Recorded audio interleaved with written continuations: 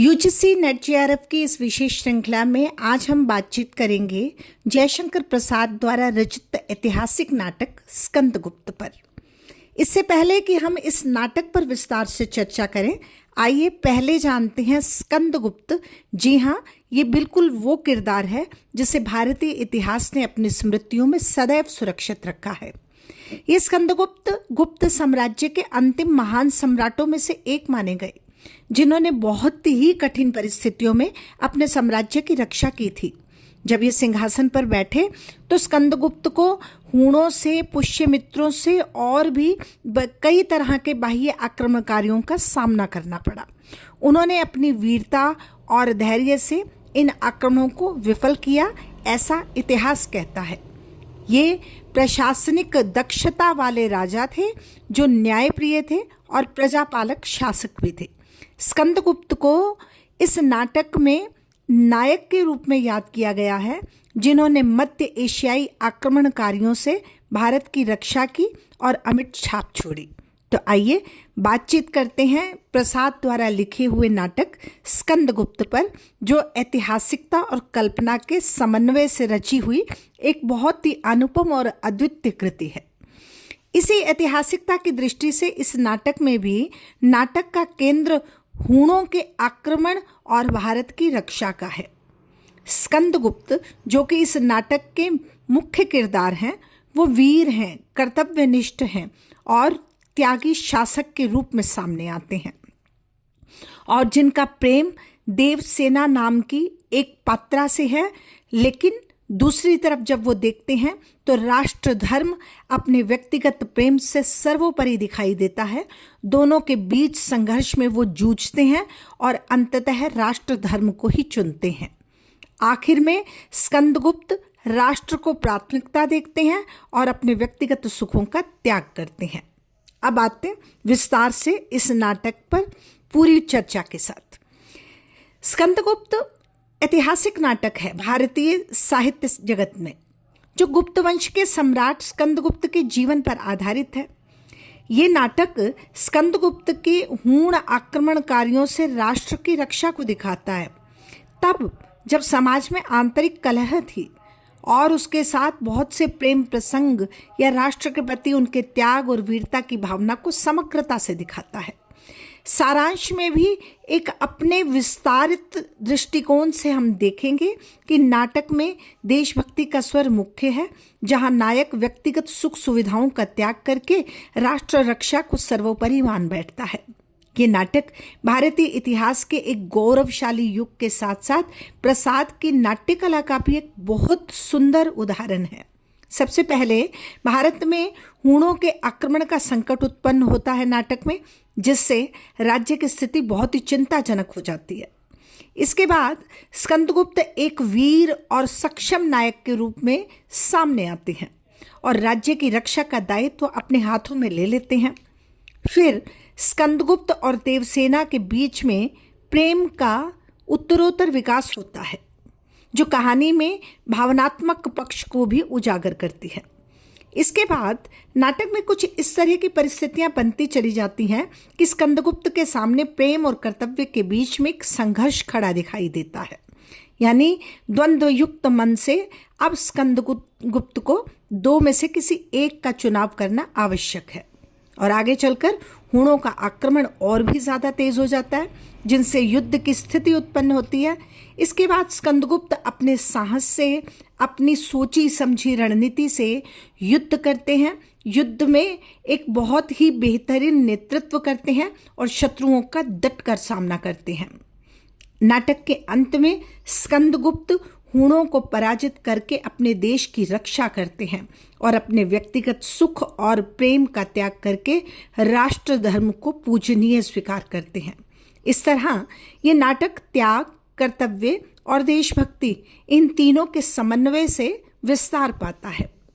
ये जो नाटक है, इसमें कुछ पात्र हैं जो किसी प्रतीक को इंगित करते हैं, जैसे स्कंदगुप्त।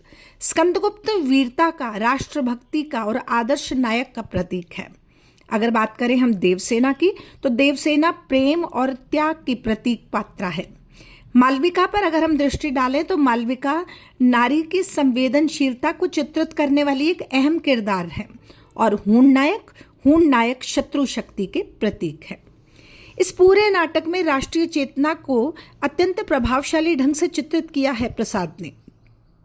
नाटक में स्कंदगुप्त राष्ट्र की रक्षा के लिए अपने व्यक्तिगत सुख का और प्रेम का त्याग तो करता ही है, और जब हूणों का आक्रमण होता है तो उस आक्रमण के विरुद्ध उसका संघर्ष उसकी देशभक्ति और उसकी कर्तव्य निष्ठा का प्रतीक भी बनता है और प्रमाण भी बनता है।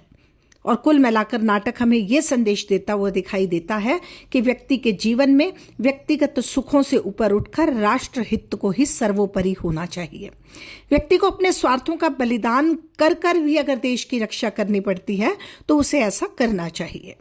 अब बात करते हैं नाटक के उद्देश्य की। इस नाटक का उद्देश्य केवल अतीत के चित्रों को उकेरना नहीं है, बल्कि उसमें निहित राष्ट्रीय आत्मा को जागृत करना है।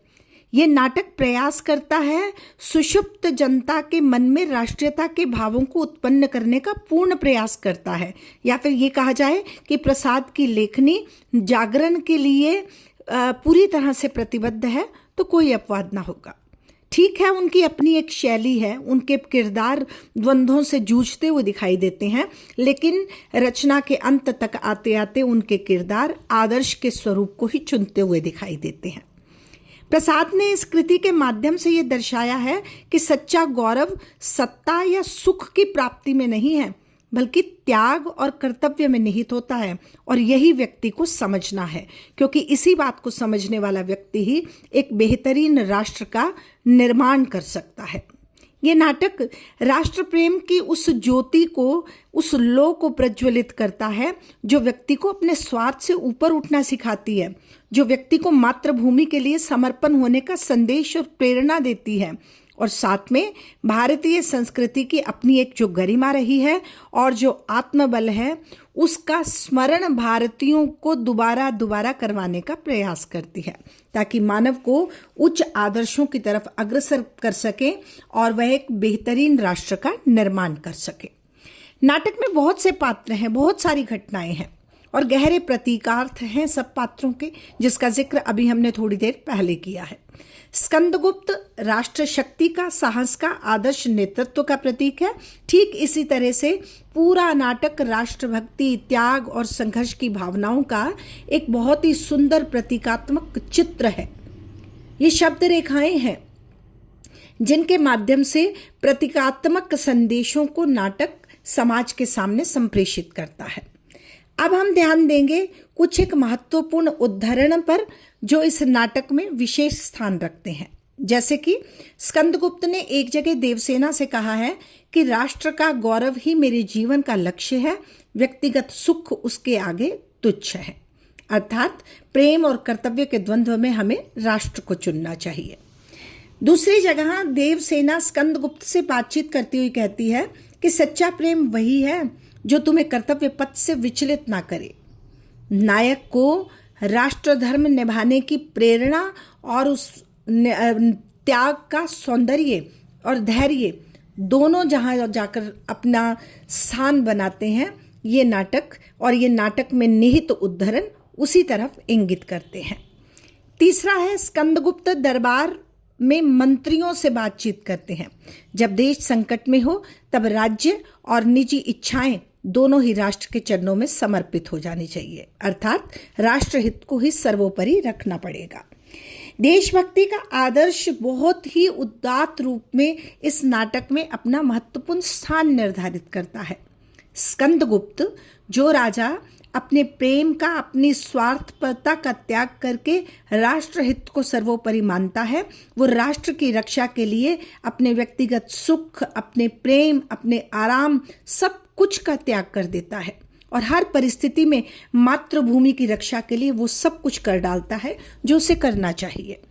इस नाटक में एक संदेश उभर कर सामने आता है कि सच्ची देशभक्ति वही है जिसमें व्यक्ति अपने स्वार्थों का त्याग करना जानता हो और राष्ट्रहित के भाव को सर्वोपरि मानना जानता हो, जन के हित में काम करना जानता हो।